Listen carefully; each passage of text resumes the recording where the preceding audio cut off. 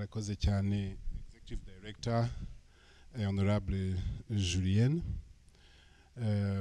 kuba umuyobozi mukuru wungirije Rika, Executive Secretary w'akarere ka Bugesera, bayobozi bakuru b'ishuri rya twakiriye, abayobozi b'ingabo, ntore zacu, rubyiruko, bana bacu, mwiriwe neza. Intore ibindi ndabivuga nyuma. Ndagira ngo ntangire nshima cyane Rika, ubuyobozi bwa Rika, ko mwateguye iri torero ku banyeshuri bashya binjiye muri uyu mwaka w'amashuri tugiye gutangira. Nagira kandi ngo nshime na Minisiteri Minubumwe ndetse n'abandi bafatanyabikorwa n'uruhare badahwema kugira mu gutegura uru rubyiruko rwacu kugira ngo bagire izo ndangagaciro nk'uko Honorable Jean amaze kubivuga, twifuza ko bagira ziza zunganira n'ubumenyi baba baje kwiga hano. Nagira ngo nanashime n'izi ntore zacu ziraha. Izi ntore ziraha rero mwaharaniye bundi kwiga muri Rika, mwaharaniye kuza gushaka cyangwa se kuba bamwe mu bashaka ibisubizo by'ibibazo, ndetse atari n'ibibazo gusa twaba dufite nk'abanyarwanda bashaka kwihutisha iterambere, bashaka kwihaza mu biribwa, bashaka gusagurira n'amasoko, ariko mukanabibona mu mugabane dutuyeho, mukanabibona ndetse no mu gace dutuyemo. Nibyo bisubizo tubashaka mu mwahisemo neza guhitamo Rika nk'ishuri, ariko mu bumenyero mugomba no kubona hazamo no kugira ngo munatozwe gitore. Yabivuze Idi ko ari gahunda iriho mu gihugu cyose cyo gutoza urubyiruko mu byiciro bitandukanye, ariko by'umwihariko noneho n'urubyiruko rwo muri za kaminuza n'amashuri makuru.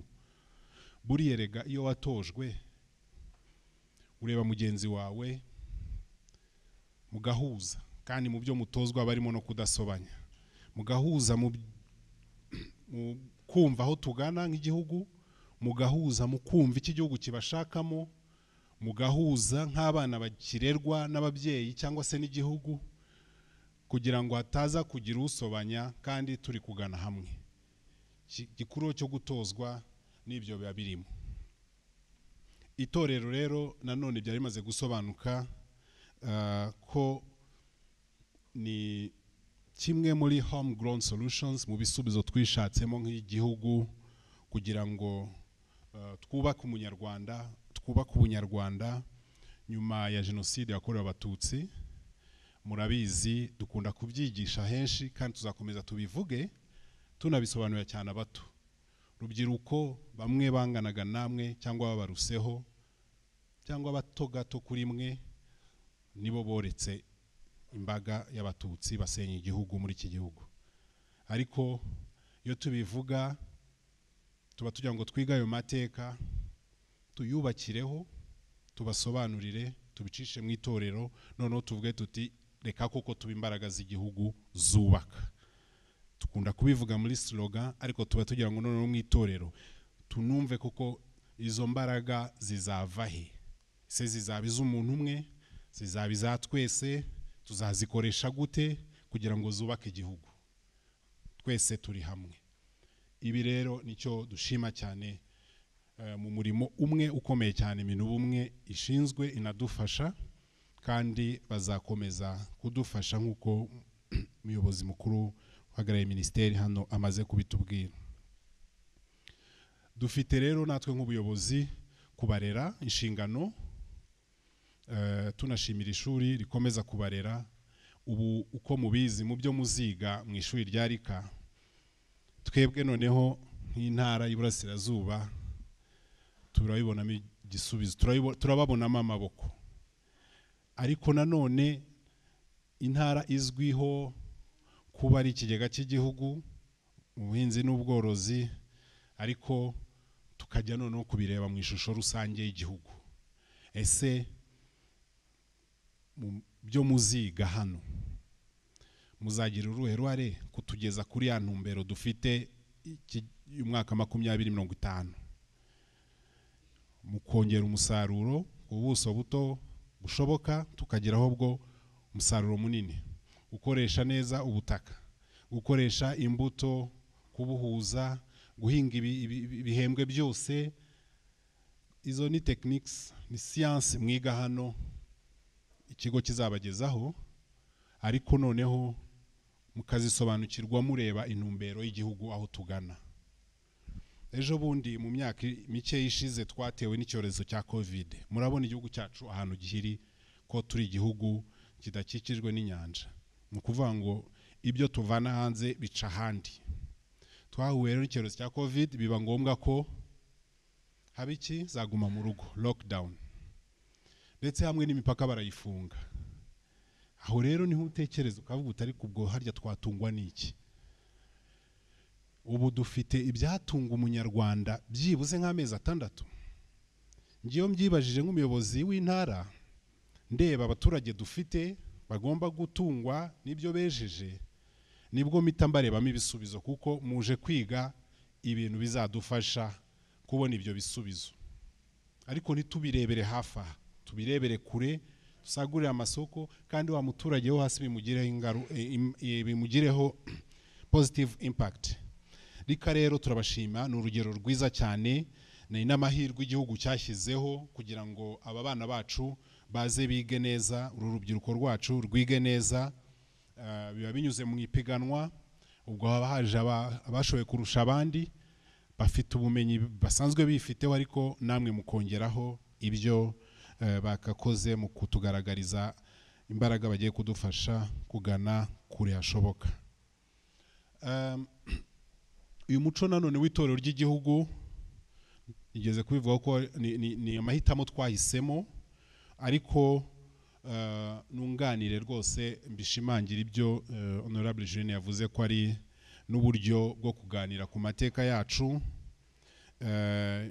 ibyiza dukura muri uyu muco w'itorero, no kugira ngo tunibukiranye ko tuba dufite n'amahirwe yo kugaruka ku murongo k'umuntu watannye, kuko icyo tugambira no kugira ngo tutabusanya, tugaruke ku murongo. Mufite rero abarezi beza hano, abo mubana kuri iri shuri, bamwe muri bo yabivuze baciye muri iri torero n'ayandi. Mufite ubuyobozi bwiza bw'igihugu bubakunda, bushyira imbere umwana w'umunyarwanda, mumushakira amahirwe yose. Ibyo byose ni mubihuza, muzabihuze, ariko bibabyarire inyungu zifatika. By'umwihariko urubyiruko hari byinshi muri iki gihe turimo byihuta cyane, haba mu buryo bw'iterambere, ariko cyane cyane mu ikoranabuhanga. Turabasaba rero ko byose mwabireba mugashishoza, mukareba igikwiye gukorwa cyiza, ariko cyane cyane mushyira imbere inyungu rusange, mutireba ku giti cyanyu, ahubwo mureba inyungu z'igihugu, mureba ubukinyabupfura igihugu kibifuzamo, mureba ubunyarwanda budatanya umuntu uwo ari we wese, munareba ese ejo ko ari mwe muzaba mufite iki gihugu mu ntoki, muzaba mwarakuyemo iki cyangwa se muzakiganisha he. Ndabifuriza rero kwiga mu gatsinda hano muri iri shuri, ndetse n'amasomo muzabona muri iri torero. Hari icyo bari bavuze bati, ubundi iri zina mwahisemo cyangwa se mwitwa izina ry'ubutore intagamburuzwa, ni ukuriharanira. Nta kintu cyakagombye kuba kibagamburuza, cyane cyane mukiri bato, muri mu gihugu cyiza, mwitezweho byinshi. Nta kintu na kimwe cyakagombye kuba kibabuza kuganaho mu by'imbere, cyane cyane ko mwahawe amahirwe, cyangwa se muri guhabwa amahirwe yabafasha kugera aho twifuza ko mwagera. Ibibazo byose rero muba muhura nabyo mu buzima, ari byo mutanagira wenda rimwe na bimwe control, bishobora kuba byaterwa na external factors, ariko iyo muri hamwe muba muri imbaraga zashaka ibisubizo. Ntimugacika intege, ahubwo mukotane kandi mukotanira kubona ibisubizo byabajyana imbere ndetse n'igihugu. Nsoza nagira ngo ngaruke kuri iri shuri ryacu rya Rwika ryo ryashyizeho iri torero,